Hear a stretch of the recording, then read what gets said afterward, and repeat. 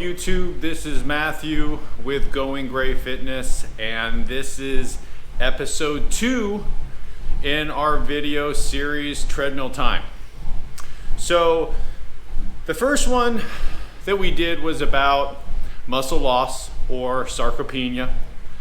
This one is going to be focused on nutrition. So we're going to be doing them in order. Hopefully, as you're following along, they will build on each other. So they're gonna be pretty basic to begin. Like the first one, just, hey, do this to stop losing muscle. And this one is gonna be nutrition information to get your body composition kind of in order. More than likely, it's going to be to drop a few pounds of body fat. And then just one strategy that we're going to talk about to kind of help with some diet compliance that I use with my clients. And it tends to be the easiest for the widest range of people, men, women, different ages. Now, we're going to get into more specific and specialty videos at the end of this series. So towards the beginning of these, they're not going to be for athletes. They're not going to be for competition physique athletes. They're going to be for people that either are starting out or getting back into it, or more than likely have hit a little bit of a wall as they reach 40 years old. So when we talk about nutrition, I don't like to use the word diet, because diet really is connected to a lot of commercial bullshit. And there's a ton of diets out there. Keto, I'm sure everyone's heard of.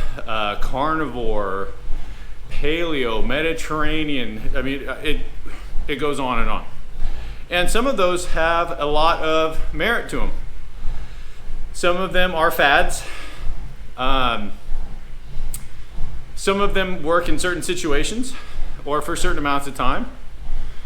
So I'll probably do a video outside of this series that reviews those diets. But this is going to be more for nutrition and a very, very basic introduction on what macronutrients, protein, fat, and carbs, you should use, how to determine your BMR, Basal Metabolic Rate, and how to use that to determine your macronutrient ratios, based on my opinion of what's going to work for the widest range of people. Or maybe some people who fell off the wagon, that used to train, used to watch what they ate. So some of you might think, okay, this is basic, this is easy, and I understand it. And if you're at that point, we'll get to later on in these series, or with some of my shorts coming up, or another series that we're going to start. But bear with us, and if there's something that you want to add, please do. We want comments. We want experiences shared to help somebody else out. So let's talk about basal metabolic rate, also known as resting metabolic rate. It's simply, it is the amount of calories that you need to maintain your body weight while at rest. So the most basic body processes. So this does not include what you do for work, how much activity you have for work, or how much you exercise, or the intensity of your exercise. This is to stay exactly the same weight with basic movements, inhaling, exhaling, so on and so forth. So the best way, or the most accurate way to find your BMR, basal metabolic rate, is to know your body fat.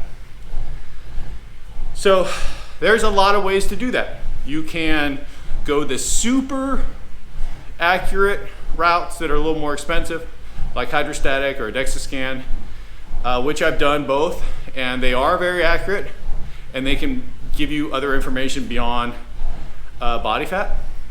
But for most people, that's not going to be required. You can get your body fat taken. When I first started out, it was still being done by skin fold calipers. I haven't seen anybody do that in a while. So you might be able to find that. Your trainer might be able to do that. But there is some devices that can help you determine that. And it doesn't have to be super accurate, it just has to be a range, because that range then is going to point you in a direction of what your lean body mass is. So they have handheld devices, they have scales. I'm not going to go into how those work because it doesn't really matter. Shoots a signal, bounces back, determines how much mass you have, water, all that kind of shit. But they're accurate enough. So with that information, you can find ways to calculate your BMR online. There's a ton of them. My experience and what I very first started out was, and this is back in, 22 years ago. It's a Mifflin-St. Jeor equation. So, and I'm not going to get into that equation because it doesn't matter. You'll see it when you look it up, and we'll put a link into maybe a video on how you can figure it out. There's no deviations in that specific equation, but I'm not going to go over the math right now because I'm horrible at math, and you'll be able to see it. I mean, once you look at this video, it's no problem. So the Mifflin-St. Jeor equation. So with that, you would want to, so it asks for body weight, height, age, and it will give you that BMR based on what they determine it is. And I know that sounds kind of weird, but when you see it, you'll understand. So do that, but depending on where you find this, you may need to add your activity variable. So your BMR, again, is just to maintain your weight. But depending on your job and how much activity you're currently doing, you would need to factor in how many more calories you need to maintain that weight. So it goes from sedentary, the multiplier like 1.2 to multiplier of 1.5, which I think is 3 times a week activity, moderate activity job, to very physical activity for work, and training 5 times a week, which I think is a multiplier of 1.9. I'm pretty sure. It goes 1.2, 1.3, 1.5, 1.7, 1.9. So that will help you determine the calories that you need to maintain your weight, taking into consideration what your activity level is. So that's going to put you in a direction. Now, if you know your body fat percentage, the reason that is better, and you can factor that into the equation, and you'll see, is if you're trying to lose fat, well, you only want to feed your lean body mass. So based on what your body fat percentage is, you can deduct that from your active BMR to where your calorie requirements are going to be factored in, and you're only feeding your lean body mass. So that is the best way to do it and the most accurate way to do it, and it's going to put you on the right track to losing body fat. We're not going to talk too much about muscle gain in this video because that will be a separate one. This video will cover nutrition, and you can use this video to gain muscle, but to gain weight is a hell of a lot easier to lose weight, especially when you're trying to lose just body fat. So I don't know how more clearly I can say this. There's other factors when you get to lower body fat percentages, or when we're talking about performance, if you're an athlete, or pre-contest. Barring those scenarios, it is about calories in and calories out. Anybody who knows anything and is legit, that is the number one factor. Now, meal timing, meal manipulation in regards to what it's going to do to your hormones, those things can make a difference. But they're not going to make a difference when you're first starting out, or if you're going from 30% body fat to 20% body fat. It just doesn't matter. You're worrying about things that you don't need to worry about. Worry about how many calories you're getting and how many calories you're burning. So there's exercise timing studies that have come out, especially within the last couple of years, that again, we can talk about later. I think fasting is a super good strategy for a lot of reasons, for your physique, but also for cognitive performance. I fast. I think everyone should fast at some point or for some amounts of time, but that's going to be a separate video completely because I have strong thoughts on that. The evidence shows it, and my own real world anecdotal experience with it. Fasting, for me and my personality, is the easiest way to manipulate my body, my body composition. So, I mean, for instance, like fasting isn't going to make me get a full head of hair. So let's talk about how you put on fat. And I'll try to make this simple. Lipogenesis, so body fat deposition,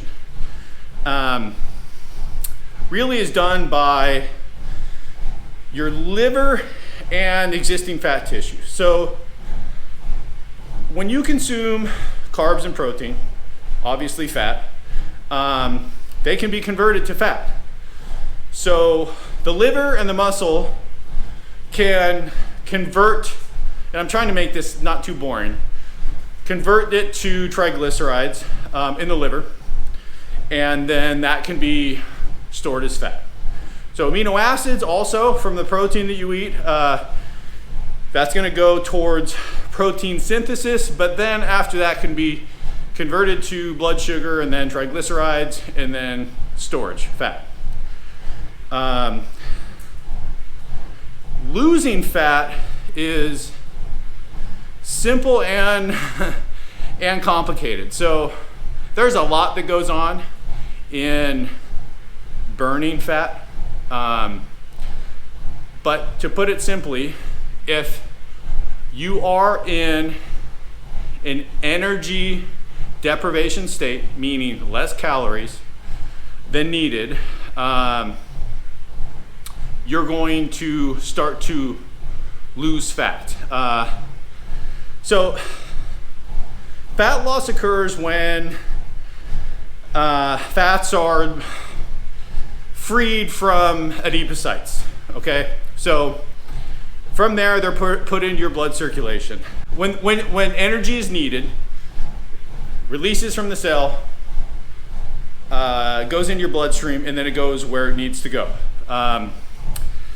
fatty acids enter the bloodstream, muscles, lungs, heart, wherever they're needed, and they break them apart, and they then extract them for energy for their functions. So what's left over is excreted through urine and through exhaling carbon dioxide. So that probably sounds like I don't know what the hell I'm talking about, but instead of going through hormones, AMPK, leptin, ghrelin, the whole process of it, because that doesn't really matter, and without really having that stuff in front of me, I don't think I could explain it to where someone would understand it, because it's difficult. So that's the complicated part. But simply less calories than you need is the way to go, or at least the way for you to think about it. So let's talk about what happens after you find your active BMR. Okay, so you've gone and got your BMR, hopefully with the Mifflin-St. Jeor equation, because that's, I think, going to be the most accurate. So now we need to figure out, in my opinion, what is going to be best for some body recomposition as far as your macronutrient ratio. So macronutrients, protein, fat, carbs, is going to help you get into, so hold on, let's back up. I think that the first way to think about it is, again, your overall calories. So that is the most important. After that, manipulating your macronutrient ratios can put you in a scenario that your hormones can be managed a little bit, specifically insulin. Your blood sugar can be kept a little lower, and your exercise will still be fueled enough to where you can perform with a lot of intensity, because that still is going to be very important in regards to your body recomposition. So if you have, let's say, an active BMR of 2,500 calories, just to make the math easy, my recommendation for your fat, let's start there. So your daily fat intake should be 25% of your total calories. So 2,500, 25% of that is 625. So 625, to find how many fat grams that is, so 625 calories is 25% of 2,500. So to find how many grams that is, you would divide that by 9, because it's 9 calories per gram of fat. So that would allow you to get the amount of fat grams per day that you're allotted.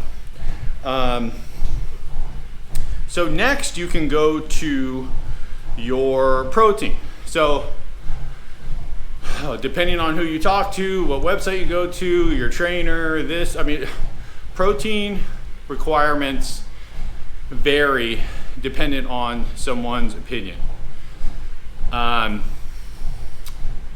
And a lot of people think, oh, eating more is better. Well, you can only use so much protein. Even if you're using drugs, if you're using steroids, there's actually evidence saying that you need less protein, because the protein that you're going to use is going to be routed to where it needs to go better for nitrogen retention, protein synthesis. So all that aside, I think your best bet is going from 0.8 to 1.1 grams per pound of body weight. So if you are using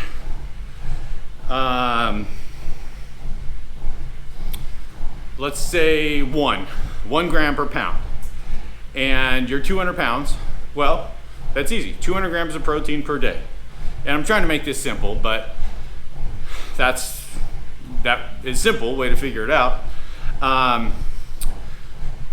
Per gram of protein is 4 calories. So 200 grams of protein times 4 is 800. So that 800 comes off of the calories that you had left over from your 2500 after you took your fat away. So 2500 minus the 625 leaves you with 1875, minus the 800 from the protein leaves you with 1075. So the remainder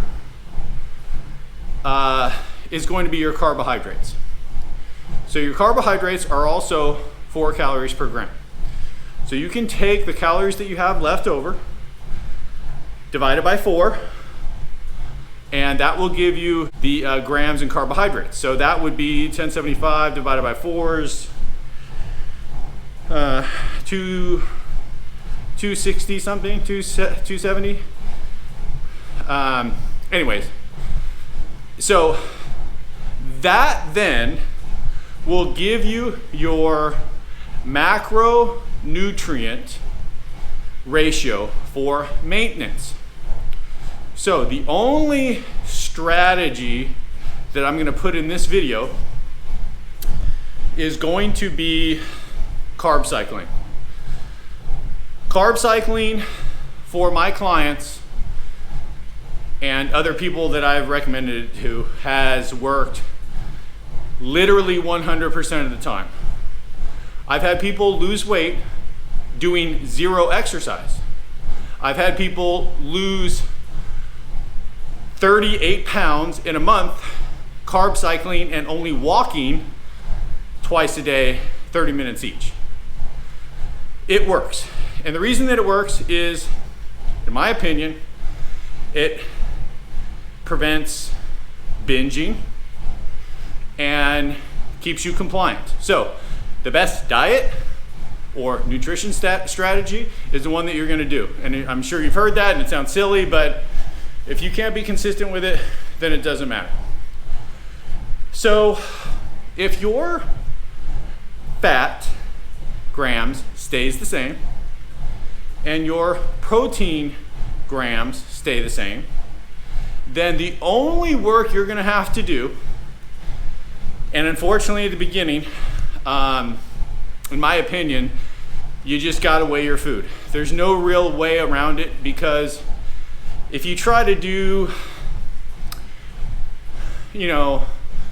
portions, with like, okay, protein should be a fist, carbohydrate should be, I just think that's, eventually, if all goes as planned and you start changing your body composition, you're gonna have to start weighing your food eventually. Now, you can use some apps to track it, of course, and those work well, but I think the best way to do it is to prepare your own food, weigh your own food, have it ready to go, because then there's less chance of slipping up. But if you want to use an app, they have them. That's better than nothing. And like I said, I think it's better than, going by portions based on, your fist or your palm or this or that. I think that's just asking for trouble. Plus, you want to be accurate. So, for your carb cycle, you would have 5 days where you're consuming lower carbohydrates and 2 days consuming your normal or maintenance level of carbohydrates. So again, we want to put you in a caloric deficit. So for 5 days, you're going to be eating a little bit less. And to make it easy, you don't have to manipulate your protein or fat, which those are the things that are going to help you feel satiated. you're going to manipulate your carbohydrates, which in my experience are the things that people want to binge on. So if you go strictly low carb the whole time, even if you bump up your protein and fat, people tend to binge. People tend to say, hey, fuck this. I need this donut. I need this box of cereal. But if you have days where you're going to eat more carbohydrates, people tend to be compliant with that. So we're talking about a 30% decrease in carbohydrates, which is moderate, especially when you're considering building muscle. You would only need about a 10 to 15% increase if you wanted to put on lean mass.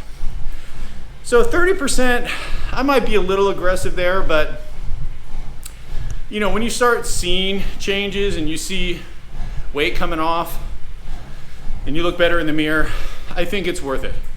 So if you got 270, let's say, carbohydrates for your maintenance per day, you would reduce that by 30%. So that's, I don't know, 80 grams less. So let's call it 185 grams. And I know a lot of people are looking at this video saying this guy's an idiot.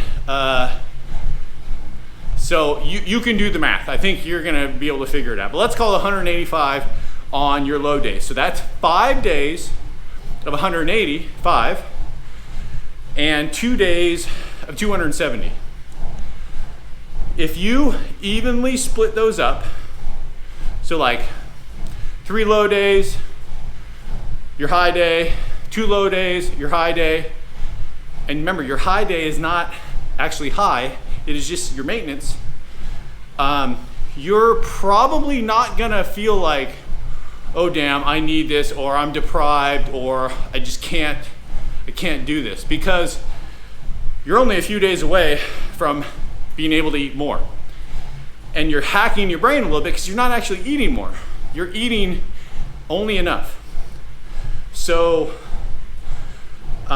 your protein stays the same, 0.8 to 1.1 grams per pound of body weight.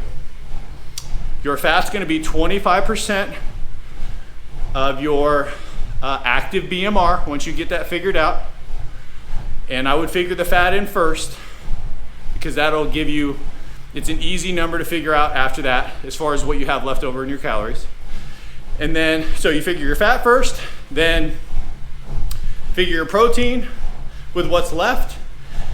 And then after that is just carbs. And it's easy to figure out because you just divide it by 4 and that gives you your grams. And then from there, 30% off of that on your low days and your normal amount on your high days. So low days are 5 days, high days are 2 days. And if you have any questions, again, we're gonna put a link to a Mifflin-St. Jean equation on here. It's not difficult. I'm guarantee I'm making this sound more difficult than it is. Try to get your body fat, because then you'll be able to be really accurate. And make sure you get your activity variable in there, your multiplier. So if you have any questions, get at me on the comments and I can help you out for sure. So let's talk about food.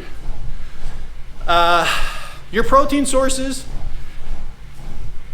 to me, the protein is what's gonna make it possible to stay on a nutrition plan, because for me, that's what I enjoy the most.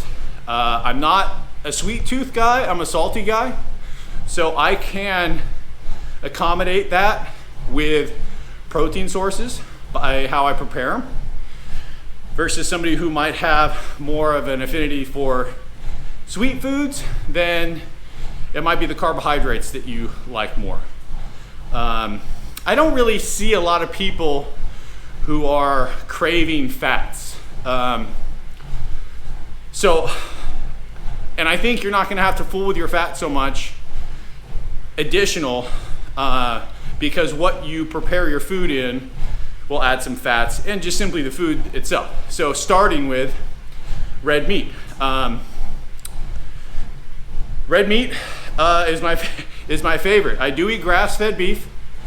There has a little more CLA, conjugated linoleic acid. Now, evidence has shown lately that it's not a huge amount more. So people say, oh, you know, grass-fed beef is so much better. Well, I think it tastes better. It looks better. In theory, those animals are treated a little more ethically. I don't want to get into that. I'm assuming everyone wants all animals to be treated ethically. I hope so anyways. But for the cost, I don't know if it's worth it. Me personally, I like the way it tastes. I tend to get a good deal on grass-fed beef. So my top 3 for that are gonna be flank cuts, top round, which is, it's tough. Usually I'll get top round and I'll put it in a food processor so I can grind it up, and then I make burgers out of that. And then sirloins. So those are gonna be your top 3 leanest, where you're not gonna have to worry about, oh shit, I got too much fat in this serving. Now, chicken breast is very low in fat, but it's high in cholesterol. So that doesn't mean that you should eliminate it, but it's also high in omega-6. So if you only eat chicken breast, I wouldn't recommend doing that. You wanna have a wide range of food. So try to mix in some beef, definitely mix in some fish, which we'll go over, but just try eating chicken thighs with it. So, and definitely cook your chicken breast in olive oil, so that will offset a little bit of the omega-6 with the omega-3. Chicken has one of the highest amino acid scores. It has a lot of leucine, which is the main amino acid to promote protein synthesis, hypertrophy, muscle gain. But I definitely will throw in chicken thighs. There's a lot of iron and zinc in there. Turkey, I will eat. I eat turkey at night. Turkey almost has a double amount of tryptophan than chicken. There's some interesting studies with tryptophan and muscle gain. I haven't really read all of them, so I don't want to elaborate too much on that. That might be in a specialty video later, but it's a good protein source. Salmon and sardines, I do eat those max twice a week. I'm not a fish guy, but salmon is great. I mean, you could argue that that's the best protein source, but keep an eye out for fats per serving. Again, a lot of omega-3s there. Sardines are good. They're not great. A lot of vitamin D, selenium in them, which is important. It has one of the lower levels of mercury for fish also. Greek yogurt is very good. It has one of the best ratios as far as macros, because you can get whole fat, low fat, non-fat. So depending on what you like, I'm always a whole fat guy. For my dairy, I don't do a lot of dairy because I can't stop with dairy, and we'll talk about that later. But it has good bacteria in there too. So throw in a little Greek yogurt. What I do is I mix whole fat Greek yogurt with hot sauce, and then I kind of make that into a dipping sauce for my meat, which that sounded weird, but the beef that I cook, I dip in the sauce that I make with Greek yogurt. So that's not really a hack, but you know, you get what I'm saying. So milk, I'm not a huge dairy guy because I love dairy. I could drink milk all day, every day. Milk calories add up quick. I drank so much milk before when I was trying to gain weight that it was causing some issues with my heart, because I was ingesting so much calcium that it was blocking the magnesium. And I was drinking a quart of milk on the way to work every day, and I would have drank more.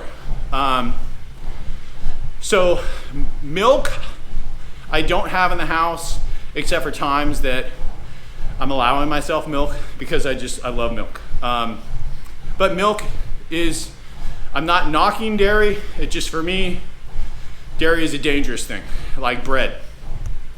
If I have sourdough bread in the house, it's gone. So I just don't have it unless I'm allowing it for a certain amount of time. The last protein source that I think everyone needs to eat, it has really got a bad rap, but if you look online, it's all debunked now, is eggs. And I think if you buy better eggs, free range, organic, all that shit, they just taste better. Now a lot of people say, oh, well this egg, the yolk is so much more orange. That really has nothing to do with it, I found out. But bigger eggs, organic eggs, tend to have more nutrition in them, but it doesn't have to do with the color of the yolk. So I eat 4 eggs every day, no matter what. If I'm gaining weight, I'll eat 6 eggs a day. If you can do eggs, whether you hard boil, scramble, whatever, do eggs. They have all 9 essential amino acids. It's an easy way to, if you hard boil them, you just throw them down. I'm into eggs, big time. So let's go to fats. If you're eating eggs, you're gonna get some fats with that. So that's a way to look at your total fat intake for the day. I think almond butter is better than peanut butter for some other reasons that we can talk about in another video. I tend to go a little bit more paleo, but the main reason is people crush peanut butter, and it's one of those things that you like rarely do you have a tablespoon of peanut butter. So almond butter, people tend not to binge on. As far as butter, I like ghee better than butter. It has less lactose. Really, none of it matters. The nutritional value is about the same. I like ghee better. I like cooking with ghee a little bit better. So that's up to you, but you have to use those things in moderation. Olive oil and avocado oil, that's what I would cook with. Definitely don't cook with any vegetable oil. It's about the worst thing for you. Olive oil, avocado oil, a lot of omega-3s, which most people are on the low end of a ratio between omega-6 and omega-3. Avocado oil has a little higher smoke point. I don't know if it's even a little higher. It might be pretty moderate, but depending on how you're going to prepare things, you may want to use avocado oil. Carbohydrates.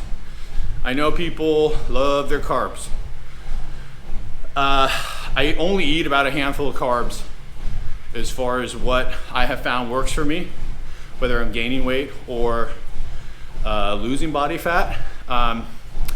So let's get the first things out of the way. So you can eat almost unlimited amounts of cruciferous vegetables. Broccoli, cauliflower, Brussels sprouts. Very nutrient dense, low calorie, and will fill you up. So if you feel like you're not eating enough, which I doubt, most people really don't feel that way when they start tracking what they're eating. Spinach, carrots are good. So those you can almost just have as much as you want. No one really got fat eating those things. So fruit. Anyone who says fruit's bad is a fruit themselves. Fruit is good for you. Micronutrients, fiber, but it does have sugar, even though it's fructose. So we'll get into fructose and glucose in a different video, but have your fruit, make sure you track it, just don't go overboard with it, and stay away from dried fruit, because dried fruit obviously is smaller, you eat more of it, it tends to be sweeter, so you have like almost that rebound effect of, oh, you want the salty after that. So fresh fruits, not dried fruits, that's what I would go for. there's certain things that have more water in it. If I'm gonna eat fresh fruit, it's gonna be watermelon, it's gonna be apples. Oranges are good. Things that tend to have higher fiber, more water in them. That way I don't overeat them, like grapes or cherries that you just dominate those things. So the two things I wanted to talk about coming up on carbohydrates that always worked for me are sweet potatoes and white rice. So sweet potatoes have a very low glycemic index, but if you bake them, it goes up. And that has to do with what's called resistant starch. So sweet potatoes, and I use basmati rice,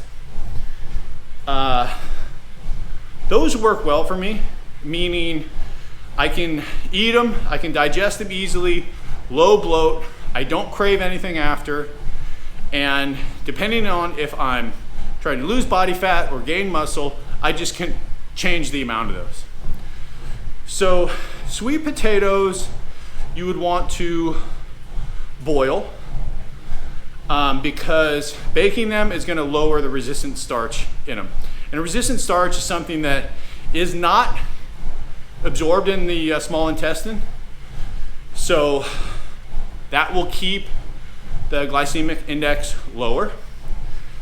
And the weird thing about white rice is, and I don't have a problem with it, and eating freshly cooked rice is good, but if you cook the white rice and then you let it cool, that increases the resistant starch. So in theory, you can actually eat more rice because it's not having, well, no,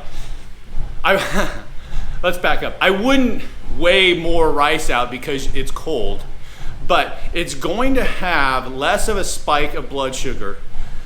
So you're not going to have as much of a hormone response, insulin, as you would if it was hot. Eating cold rice is no problem. So, you know, and if you cool it and reheat it, that's okay. But, you know, right out of the cooker or after, you know, you boiled it, you would want to let it cool. And that's going to keep the resistant starch. Those are the things that just work for me. So I don't want to get into this too much because really it is about calories in, calories out. And if you use those macros, those macro ratios, so 25% fat, and then 0.8 to 1.1 grams of protein in your body weight, the rest of those calories come from carbohydrates. After you found your BMR, your active BMR, you're going to see a difference. The pain in the ass thing is going to be weighing your food, but you will probably only have to do it twice a week. Cook your food, weigh it, let it go, grab it out of the fridge, take it with you. So like Sunday and Wednesday is when I cook and weigh, and it's really not that big of a deal, especially on the time savings later on where you just grab something out of the fridge and you go. I don't have a lot of diet hacks. Again, some of the specialty things we're going to get into in a later video. A few things that work for me when I'm craving sweet, because I'm not really a sweets guy, but when I do, I drink Zevia soda when I need something sweet. That is a stevia-based soda. Everything's clear, so dark color sodas is bad for your kidneys. If you have kidney issues, for sure it is, but even if you don't, tons of phosphorus, tons of phosphoric acid, it's not good for you. So Zevia, it tastes good. I like all the flavors. Obviously, I mean, if you're pounding those all day, that's not good either. So in moderation. I have no affiliation with Zevia, although I would love for them to send me a bunch, and because I already like the product. berries for me work because you can eat pretty good amount of berries without a big caloric impact. Green bananas, because of, again, that resistant starch. As soon as they start to go more ripe, then the sugar content changes. I love cereal. I have gone through tons of cereals trying to find something that works for me, and I have no affiliation with this company, but I love Magic Spoon. If you can order Magic Spoon, or if you do already, leave me a comment. I love it. If anyone knows anybody who works for Magic Spoon, I would be glad to work with you. I love all their flavors, and look into that. The macros are good on that, and that tends to be my dessert. So we're gonna get into the next video, which is gonna be kind of, again, building on each one. So that should be out soon. Hopefully, while you're watching this, you're doing your zone 2 cardio like I am right now. So a conversational cardio. And please give me a subscription so we can keep throwing videos out. Some shorts are gonna be coming. Make sure you get your notifications and comments. We want comments. I want people to say, hey, this works for me, this doesn't. Hey, you're full of shit. You don't know what you're talking about. Hopefully less of those. So that wraps up episode 2 of Treadmill Time. I hope you enjoyed the video. Please don't forget to like the video, subscribe to the channel. Comments, we want comments. Episode 3 is on its way. There will be some exercise shorts coming soon. So thank you for joining me, and I'll see you soon.